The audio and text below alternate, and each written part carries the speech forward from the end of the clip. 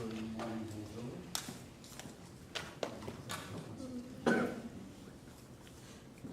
nous manque des crayons. Hier, on en avait 50 de trop. On en manque.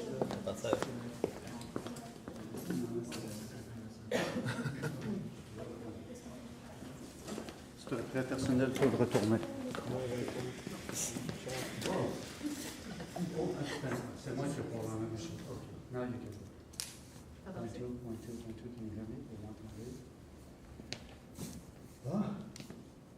We're all set? Super. Donc, bienvenue à tous les participants à nouveau pour le quart de finale. Simplement, commencez par confirmer, s'il vous plaît, vos numéros d'équipe au gouvernement. 55. 55. À l'opposition. 58. 58. Merci beaucoup. Autrement, pour la traduction simultanée, on confirme que tout est correct. All set. Par ailleurs, pour le décorum, particulièrement en quart de finale, pour que les esprits s'échauffent, je vous rappelle les règles habituelles. Donc, on essaie d'éviter les attaques à la personne. En fait, on évite les attaques à la personne. Vous vous levez quand vous vous faites appeler, etc.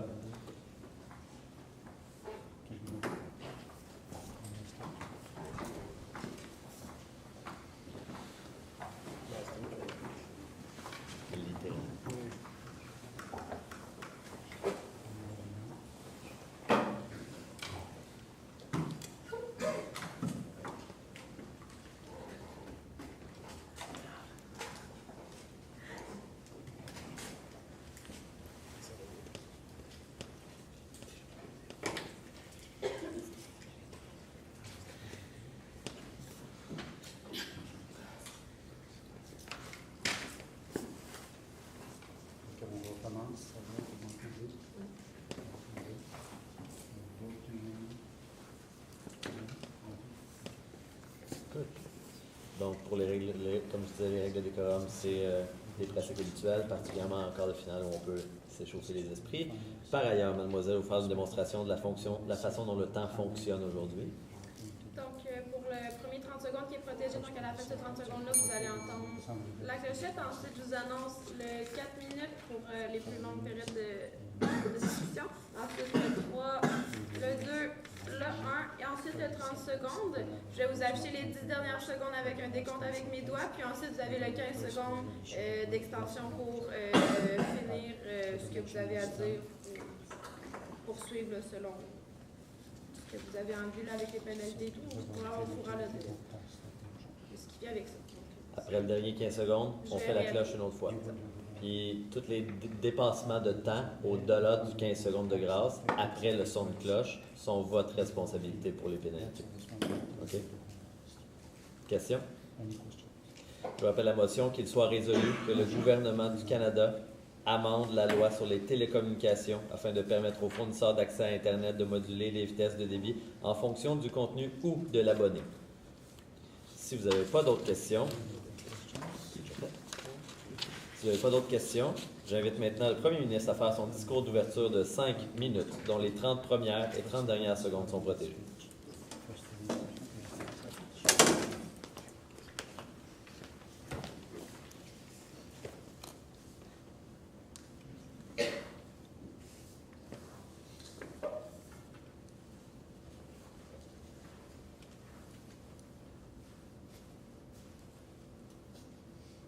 Distingués collègues à l'opposition, distingués collègues au gouvernement, très cher membre de jury et auditoire, la FCC aux États-Unis a décidé de statuer il y a 2 semaines pour réformer la façon de penser Internet. Internet, c'est un service incroyable qui propose un contenu qui est le symbole aujourd'hui de cette révolution technologique-là. Cependant, on estime au gouvernement qu'il exige une certaine réforme pour adapter la toile et la rendre plus transparente et plus accessible. Donc, dans ce cadre-là, le gouvernement propose d'amender la loi sur les télécommunications afin de permettre au FAI, donc fournisseur d'accès Internet, c'est comme ça que je vais les appeler tout au long du débat, de moduler la vitesse de débit en fonction du contenu de l'abonné.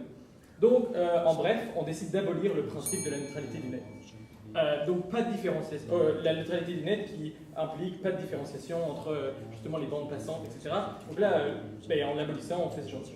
Donc, il faut comprendre que le principe de neutralité du net est déjà aboli dans certains cas. D'abord dans le cas du contenu illégal, d'une certaine manière, et ensuite, Monsieur le Président, il ne sera pas aboli dans la motion dans le cadre de sites gouvernementaux ou d'intérêt général comme par exemple Wikipédia, sites gouvernementaux provinciaux, l'OQLF en ferait partie, une liste sera décidée par un comité par ailleurs. Mais il faut bien comprendre que c'est vraiment la neutralité du net ici qu'on affecte et qu'on tente d'abolir. Donc le 1er janvier 2019, cette mesure sera adoptée. Ici, le gouvernement est progressiste. Progressiste parce qu'il applique le principe de l'utilisateur-payeur au système d'Internet. Deuxièmement, parce qu'il endigue le piratage. Et troisièmement, parce qu'il permet un meilleur investissement dans les infrastructures et une meilleure couverture. Donc, laissez-moi tout de suite rentrer dans mon premier argument. Il faut comprendre que quand on affecte la vitesse et quand on module la vitesse, on parle par exemple justement à partir de 80 gigs dépensés en streaming sur YouTube par exemple à regarder des vidéos, et bien le débit va changer. Donc le débit changera, donc la résolution changera probablement, la vitesse de chargement de la page changera aussi. C'est comme ça que fonctionne un système quand la neutralité n'existe plus. Il faut comprendre de cette manière-là qu'on propose dans ce principe-là une offre sur mesure. C'est-à-dire qu'aujourd'hui, les gens payent pour un bloc, payent pour l'Internet en tant que tel. Mais ces personnes-là n'utilisent pas forcément tout Internet de la même façon. Il y a des personnes qui vont aller sur des réseaux sociaux, il y a des personnes qui vont justement utiliser des plateformes de streaming comme Netflix, qui utilisent beaucoup plus de bandes passantes. Aujourd'hui, on permet justement ce système de la neutralité du net, de couper la neutralité du net, justement pour permettre aux petits utilisateurs de payer moins, en fait, tout simplement. Parce que ces utilisateurs-là auront une offre à leur mesure. Aujourd'hui, on prend le bloc et on le fragmente en petites parties, et ces petites parties-là, Monsieur le Président, seront différents échelons de paiement d'abonnement Internet. Et c'est sûr, Monsieur le Président, que les personnes qui utilisent le moins Internet devraient être moins payées. C'est quelque chose qui marche déjà en fait au Brésil, par exemple, où ils proposent des packages, soit réseaux sociaux, soit plateformes de streaming, etc. Et donc, ils augmentent le tarif en fonction de la bande passante qui est utilisée. Par exemple, le CRTC avait statué en avril 2017 pour empêcher Vidéotron d'utiliser le système de musique illimitée. Donc, il proposait à Spotify, en fait, tout simplement, de dire tu peux utiliser la musique en illimité, je laisse à mes adhérents de Vidéotron d'utiliser la musique en illimité. C'est quelque chose qui avait été aboli par le CRTC sous le principe de la neutralité du net. C'est quelque chose qui va être remis en place une fois que notre projet de loi aura lieu. Il faut comprendre, Monsieur le Président, que les personnes les plus lourdes sur la bande passante devraient pouvoir taxer plus. Et c'est un système qui marche partout, Monsieur le Président. Ne serait-ce sur les péages, par exemple, où les poids lourds sont plus taxés que les voitures, les petites voitures. C'est un système qui fonctionne un peu partout, Monsieur le Président. Ensuite, ça endigue le piratage. Il faut comprendre, Monsieur le Président, qu'aujourd'hui, c'est très difficile pour un FAI de comprendre si la personne qui consomme de l'Internet le consomme soit sur YouTube ou sur BitTorrent, Monsieur le Président. Et ça, la vérité, Monsieur le Président, c'est que consommer l'Internet sur BitTorrent affecte les créateurs de contenu puisqu'il ne permet pas de jouir de leur chose. Ce qu'on fait, Monsieur le Président, par cette motion-là, et qui est progressiste, c'est la transparence. On permet beaucoup plus de transparence dans les enquêtes qui vont être menées et de cette manière-là. Un parallèle que je pourrais utiliser, c'est par exemple le système d'eau, en fait, tout simplement.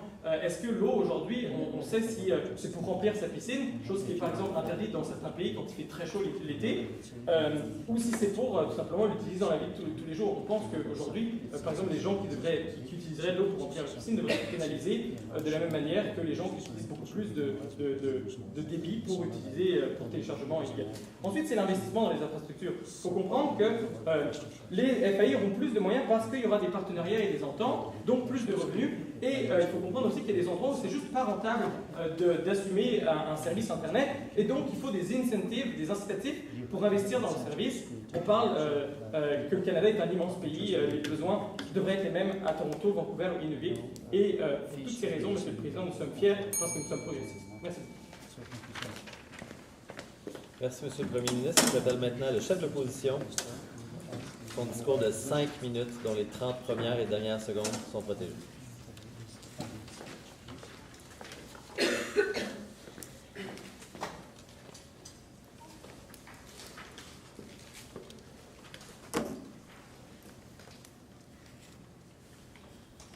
Thank you, Mr. Speaker. Now, before I start, I'd like to paint a picture for you about what society would look like if net neutrality was repealed.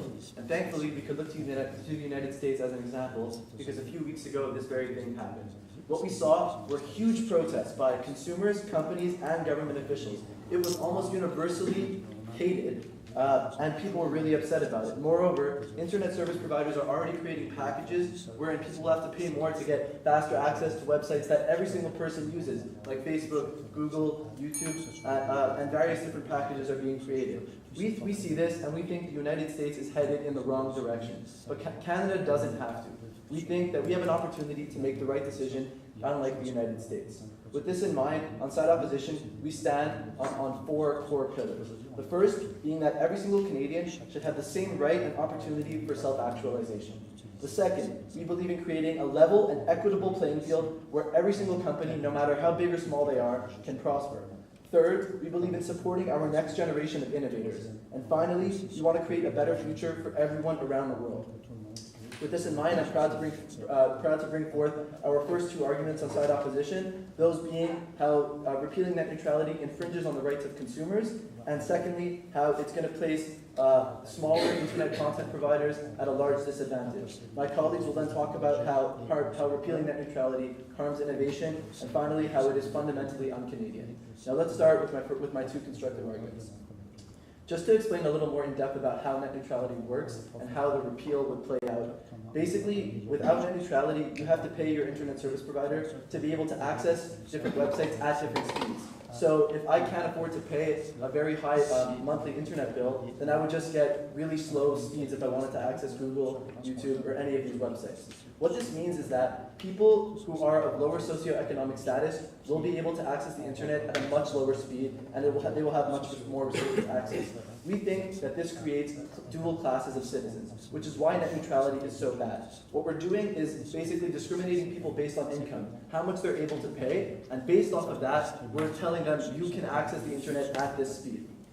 We, on side opposition, believe that everyone should have equal access to the internet because in the information age, having access to the internet is crucial to your right to self-actualization for your ability to prosper, since everything in our society is fundamentally rooted to the internet these days. We think that if you have restricted access, then you are basically crippled in today's day and age. Second, how does this harm smaller internet companies? We see that with the repeal of net neutrality, people will be paying for faster speeds on sites that they regularly use. And as a result, they'd be much less likely to pay for access to different sites, no thank you, that they aren't aware of. How is this bad? If a new company, for example, wants to start providing content on the internet or a new service on the internet, people will be much less likely to be willing to pay for faster speeds on that site. And what this does is it creates an unequal playing field. The companies that are established, the incumbents, people will be willing to pay for faster access to those websites, and the new companies that are just getting started will be at a substantial disadvantage. We think that this drastically shifts the balance of power in favor of the big companies that are already established, that people are already aware of. And a good example of this is Vice Canada. A few years ago, Vice started placing videos online, and people liked it, and now it's very popular. It's one of the biggest Canadian media sites around today. But what if net neutrality wasn't there? No one would have known about Vice, people would not have paid for faster access to it, and as a result, Vice might have never gotten off of the ground. We want to be able to create a society where new companies can get off the ground, not just where the incumbents have all the power. Now let's get into some refutation. On side proposition, they spoke to you about how all this is going to do is allow lower users to pay less. We think rather, on the contrary, the people that use less internet are going to pay the same, and what's going to happen is we're going to be charging people who want faster bandwidth speeds substantially more. So it's not as if people are saving money. All we're doing is charging people more to get faster bandwidth speeds. And this is why we saw in the United States such a unanimous uproar when net neutrality was repealed. People were really upset about it, and it's because they realized that the majority of people would have to pay more for the same speeds right now. Then they spoke about, no thank you, if you use more, you should be paying for more. First of all, it's important to establish a difference between using more internet and having access to faster speeds. People pay more for unlimited internet, but that's very different than charging for different bandwidth speeds. We think that if you charge for different bandwidth speeds, you're creating dual citizenship because you're restricting access for certain people. If they're not able to load the pages fast enough, it's as if they can hardly access it at all. With all of this in mind, we think that it's essential that net neutrality remains upheld in Canada in order to create a society that is equitable, a society that promotes innovation, a society that allows every single Canadian the right to self-actualization, and a society that creates a better future for everyone. Thank you. Merci beaucoup, M. Chef d'opposition. J'appelle maintenant le premier député du gouvernement pour faire son discours d'une durée de 3 minutes, dont les 30 premières et 30 dernières secondes sont protégées.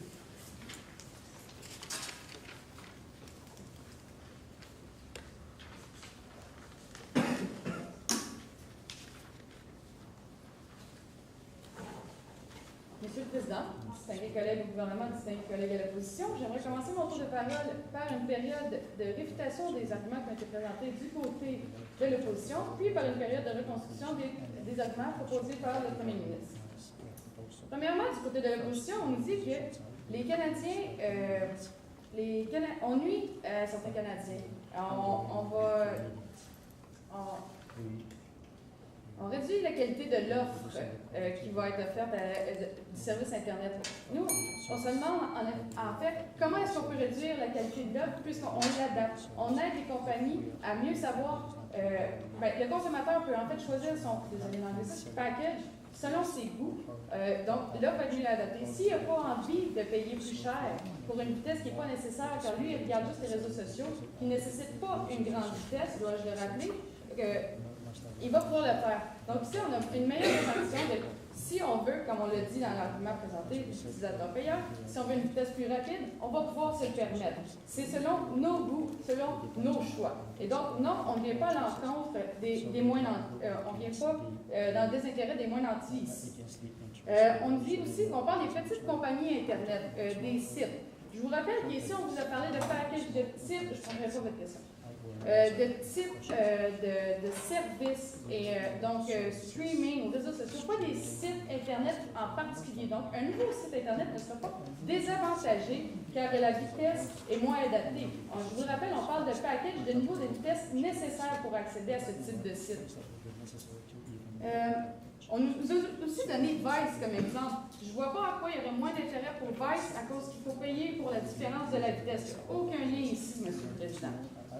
Je vais maintenant passer par une période, je ne prendrai pas votre question, merci. Je vais maintenant passer par une période de reconstruction. Donc, on vous a parlé d'utilisateurs payeurs. Nous, on croit que, comme dans tout autre service, si on est prêt à consommer plus, on devrait payer pour consommer plus. On ne dit pas, le pauvre consommateur qui a une voiture qui prend plus d'essence ne devrait pas avoir payé plus d'essence qu'un autre qui a une petite voiture. Non, il veut plus consommer, il veut aller plus vite, il doit payer pour cette différence de service. Il a choisi son produit. Pour le piratage, on n'est pas revenu sur cet argument-là, donc jusqu'à maintenant, il tient. On vous a aussi parlé des meilleurs investissements dans les infrastructures. En effet, les compagnies vont pouvoir mieux cibler quel site ou quel type de site Internet vont être appréciés par les consommateurs. De cette façon, ils vont pouvoir adapter leur offre. Donc, les compagnies en sortent gagnants puisqu'ils peuvent s'assurer d'un meilleur retour sur leur investissement, ainsi que le consommateur, puisque vu que les services vont être mieux adaptés, le consommateur est définitivement avantagé puisque ça représente plus ses besoins et ses goûts. Et c'est pourquoi cette motion est une motion de progrès et nous sommes fiers de la présenter du côté du gouvernement. Merci, M. le Président. Merci beaucoup, Mme la députée. J'appelle maintenant le premier député de l'opposition à venir faire son discours d'une durée de 3 minutes, dont les 30 premières et dernières secondes sont protégées.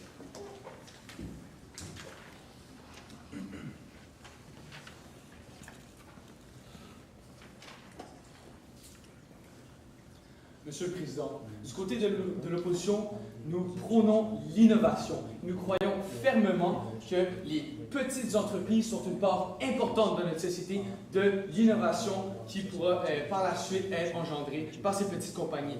Et le problème que nous avons avec cette loi contre la neutralité de l'Internet, c'est qu'elles pourront empêcher ou ralentir l'innovation faite par ces petites compagnies. En effet, on a mentionné du côté du gouvernement que si on ne veut pas d'Internet rapide, on a juste à pas payer pour d'Internet rapide. Mais qu'est-ce qui se passe si on a besoin d'Internet rapide pour notre compagnie et qu'on n'a pas l'argent pour ça parce qu'on est une petite compagnie, une petite start-up? Et comme nous le savons tous, aujourd'hui, la tendance est de plus en plus vers l'Internet, vers la technologie. Et donc, la grande majorité de ces plus petites compagnies ont besoin de services Internet, mais n'auront pas nécessairement l'argent pour payer pour cette vitesse plus rapide. Et donc, ce que cela fait, c'est bien certainement d'augmenter leurs coûts.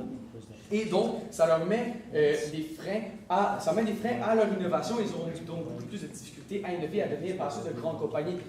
Si on pense à toutes les grandes compagnies aujourd'hui, comme Google, Apple, je prends votre question, Google, Apple, Uber, toutes ces compagnies ont été commencées par des jeunes entrepreneurs. Et donc, imaginez si les jeunes entrepreneurs d'aujourd'hui devaient payer plus pour avoir plus d'accès à Internet, pas plus d'accès à Internet, mais avoir de l'Internet plus rapide qui est essentiel pour leur compagnie. Encore une fois, nous croyons fermement que ça va ralentir l'innovation et du côté de l'opposition, nous prenons fermement cette innovation qui va aider notre société. J'aimerais maintenant adresser quelques points que le gouvernement a amenés.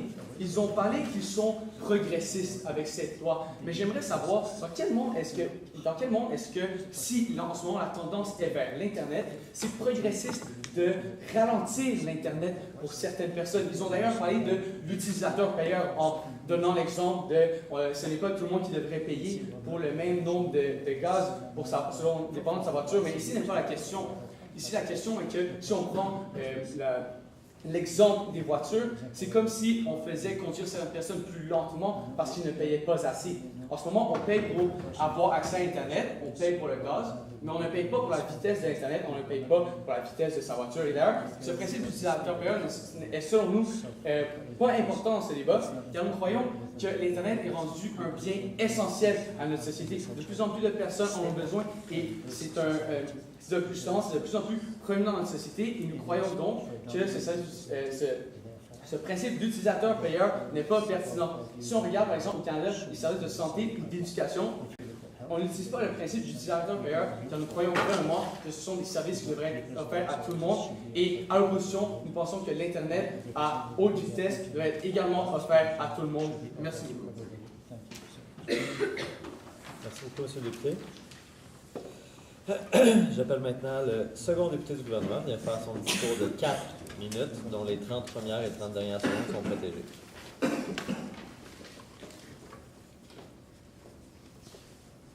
Monsieur le Président, distingués collègues du gouvernement, distingués collègues à l'opposition, aujourd'hui, on est ici pour proposer une motion de permettre aux fournisseurs d'accès Internet des FAI de moduler leur vitesse de débit en fonction du contenu de l'abonnement. On est une motion progressive, on est une motion de progression. Nous, au Canada, on considère que nous devons nous adapter au système, nous adapter aux nouvelles technologies, nous adapter aux changements, et on croit que cette motion est très progressive. Et c'est mon quatrième argument que je vais amener sur le transfert des dossiers médicaux. Depuis des années, nous tentons d'avoir un système de transfert de dossiers médicaux dans les ambulances afin qu'il y ait un accès aux dossiers rapidement des patients. Présentement en Europe, c'est adapté. Présentement en Europe, les dossiers médicaux n'ont plus la neutralité du net pour ce transfert-là. Le Canada, on veut arriver à cette cause-là. On veut arriver qu'une ambulance arrive, soit en mesure de savoir immédiatement le dossier médical du patient, immédiatement quoi faire et comment le faire. Nous pensons que les transferts intra-hôpitaux, intra-départements devraient être facilités et avec cette motion-là, nous le permettons. Nous permettons ces transferts de dossiers-là qui sont critiques à un niveau de téléchargement extrêmement rapide et nous arrêtons de freiner cette progression-là pour notre société. Donc, c'était notre quatrième argument. Maintenant, je vais revenir. Donc, je vais reprendre les questions. Je vais réfuter les arguments apportés par l'opposition au niveau de l'innovation des petites compagnies. Au contraire, nous sommes pro l'innovation des petites compagnies et nous allons encore plus encourager dans l'optique où les petites compagnies n'écoutent pas en streaming des films, ne downloadent pas énormément de téléchargements et vont pouvoir utiliser l'Internet qu'ils utilisent réellement. Ils vont pouvoir adapter leur budget à l'Internet réellement utilisé et pouvoir mieux adapter leurs fonctions.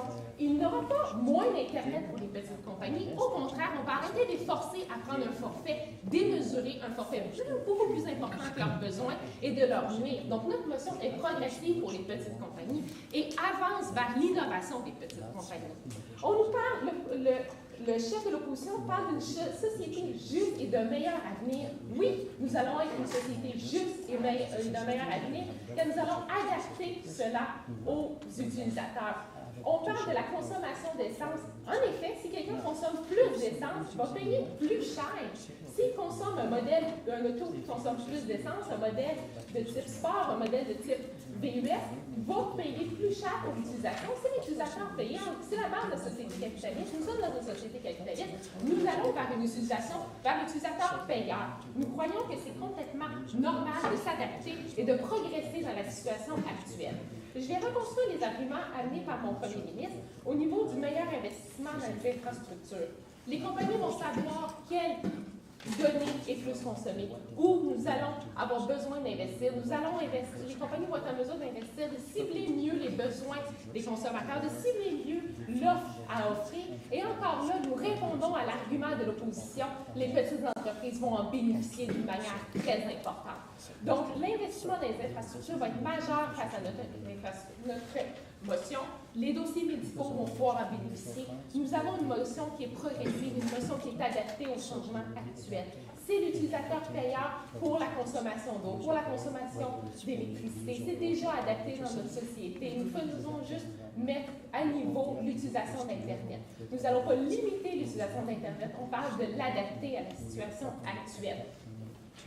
Nous avons aussi parlé du piratage. Nous allons contrer ce piratage-là. Actuellement, les forces policières ont difficulté à le contrer. Nous allons outiller nos forces policières pour savoir exactement où aller chercher les personnes qui ont une consommation excessive. Un peu comme la consommation d'électricité pour la marijuana.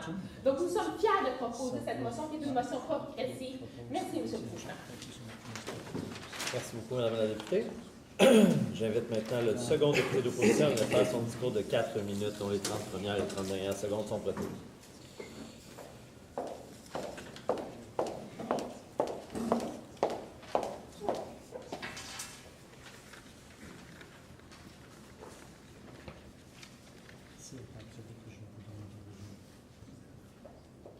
Thank you, Mr. Speaker. Now, today we've seen a side government that stands for equality. They brought us the example. When you have two different cars, you want a bigger car, pay for a bigger car. You want more fuel, pay for more fuel. What I'd like to retort with is an analogy of my own.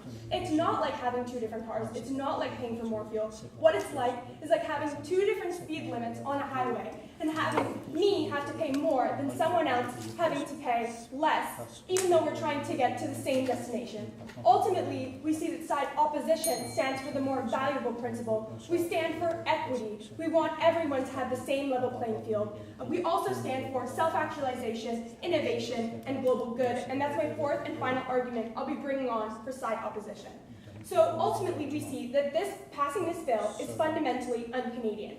This is because of two factors. The first is that it doesn't respond to the needs and wants of the people. We see that ultimately that's what the government has to do. It has to see that there's a certain problem in Canadian society and respond to it. We really haven't seen enough constructive material on side government as to why this is currently harming Canadian people. We don't see riots in the streets telling us that we need more net neutrality, we need to have internet more expensive. We don't really see this on side opposition. We see that secondly, currently Canada is part of a UN initiative for free internet globally. We think that ultimately government would like us to adapt. We think that Canada is trying to adapt. Canada sees that internet is a fundamental human right that should be accessible everywhere. We think that this is adapting in the right direction. We think that side government is moving us in the opposite direction. Ultimately, on side opposition, we fight for democracy. We fight for Canada being a leader in the internet and the information age that we live in. We ultimately see that this bill is not allowing us to do either.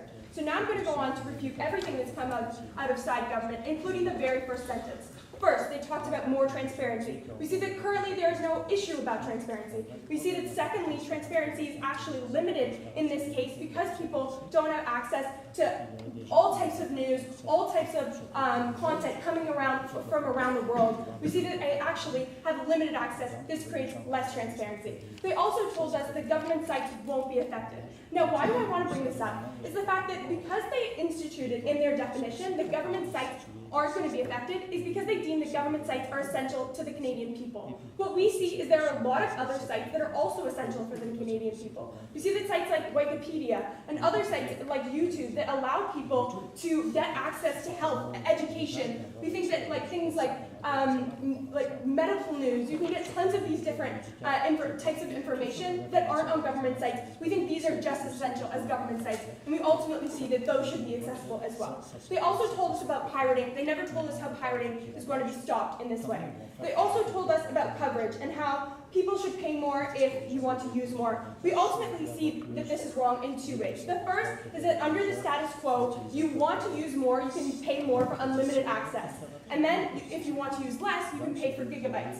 We ultimately see that we don't stand even for the current system, which allows some people to get unlimited access and some people to stand for to only have gigabytes. What we stand for inside opposition is free access to internet for everyone, because we do see it as a fundamental human right. Now I'm going to go on to refute the other side of the opposition.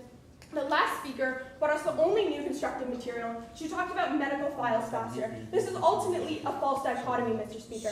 The reason medical files are slow has nothing to do with me using too much bandwidth to go on Instagram. It has a lot more to do with a bureaucratic system and other factors like lack of technological change in the Canadian government. We ultimately see that this point is a false dichotomy and fails to prove anything for side government's case. Because side opposition stands for four main pillars: self-actualization, equity, innovation, and the global good, we are very proud to oppose this bill. Thank you. Thank you. J'invite maintenant le Premier ministre à venir faire son discours de conclusion d'une durée de 3 minutes entièrement protégée.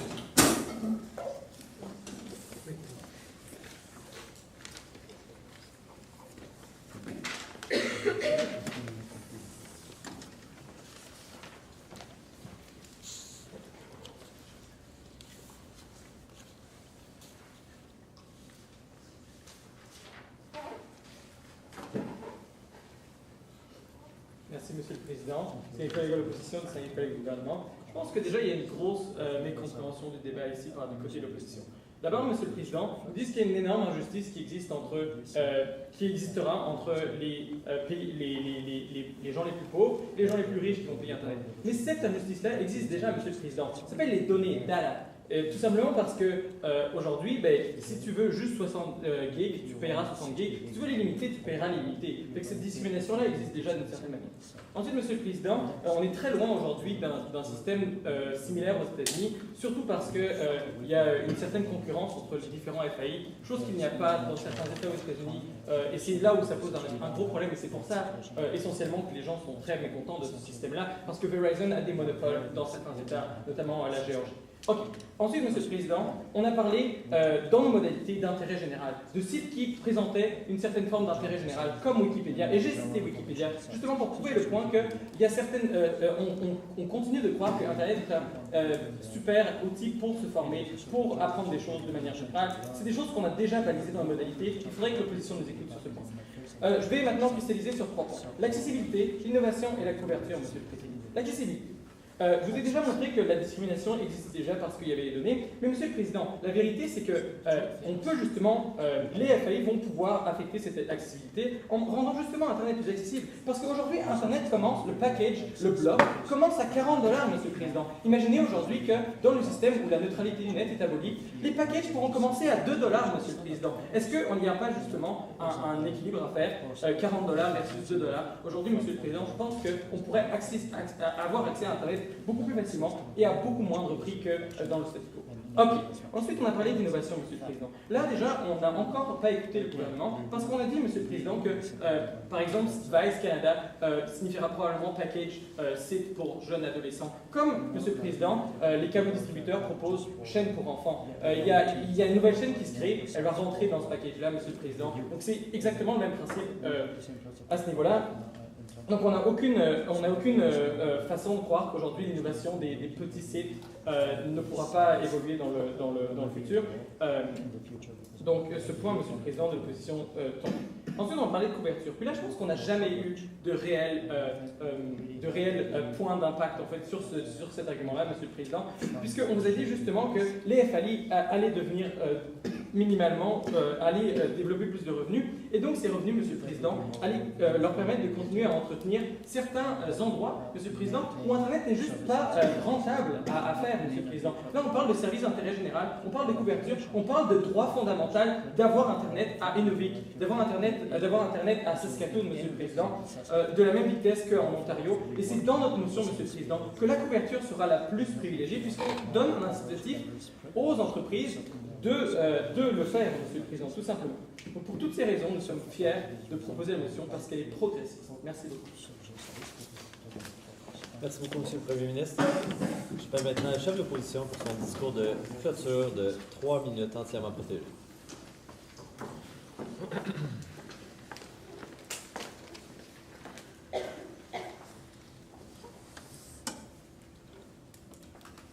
Thank you, Mr. Speaker. So to summarize everything that we've heard so far, I'm going to tie everything back to the 4 pillars that I brought up at the beginning of my first speech. Those being self-actualization, an equitable society, a society that promotes innovation, and finally, promoting Canadian values in order to create a better future for everyone around the world. Let's start with self-actualization. We've heard a lot of clash about whether or not this is going to create inequality for different people who can afford to pay different internet. And what the final speaker came up and said was basically, there's already inequality, that's fine. We on side opposition think that inequality is a bad thing, and just because there might be inequality right now, doesn't mean we should implement measures that make society even less equal. We think that we shouldn't make the gap between the rich and the poor even worse. We think that this is an awful stance to take, and we on side opposition believe that we should try and close that gap and make society more equal for everyone. They spoke a lot about this car example and how you should be able to pay, you should pay more if you want a bigger car. Like we mentioned time and time again, there's a difference between paying for the amount of gigabytes that you have and the speed that you use. It's as if you're saying, no matter where you want to go, even if it's the same destination as someone else, you're always going to go there slower unless you pay more. We think that fundamentally cripples people that cannot afford to pay for faster access. And we think that the burden lies on side government to really show us, who does this benefit? Is this really going to benefit that many people? We on side opposition would argue that most people want fast bandwidth, and this is going to harm the vast majority of Canadian society as opposed to benefit them. So we on side opposition really believe in equal rights to actualization for everyone. We think that everyone should have access to the internet, and the internet is really crucial in order to succeed and prosper in today's day and age, given that much of the information lies on the internet and it's crucial for almost any job. Let's talk about equity next. They really didn't refute much about internet companies getting started. I gave you the example of Vice and how Vice would be companies like Vice would be at a substantial disadvantage given the fact that people would not want to pay for faster bandwidth for these sites that they've never heard of. We heard little refutation for that on side government. Clearly this point still stands with us. We want to promote the new Vices of the world. Then my colleague spoke to you about innovation and how new companies getting started would be at a disadvantage because they would need to pay more for their internet. Side government came up and said it's going to benefit startups because they only pay for what they need. But the truth of the matter is, many startups need fast bandwidth. Most of these startups rely on the internet. Their entire business is on the internet. And if you're charging more for faster bandwidth, the vast majority of these startups will be at a disadvantage. And finally, let's talk about Canadian values. We need to address whether or not this is beneficial for the needs of Canadian citizens. Do people want this? We don't see anyone asking for this. The only people that want this are the internet service providers that would be making more money if net neutrality was repealed because they can charge more to people. Side government claimed that we'll have internet access for $5. We really don't see this. We really don't believe in this on side opposition. If anything, these internet service providers would simply jack up the prices for higher bandwidth and leave the lower bandwidth prices the same. Even if this would exist, these super cheap packages would basically be no access at all because of how long it would take for these pages to load. We don't think that this is a realistic option that side government is proposing. With all this said, we are strongly proud to oppose. Thank you.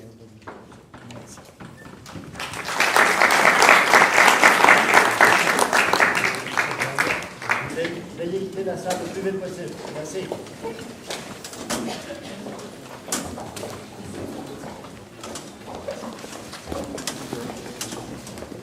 Merci.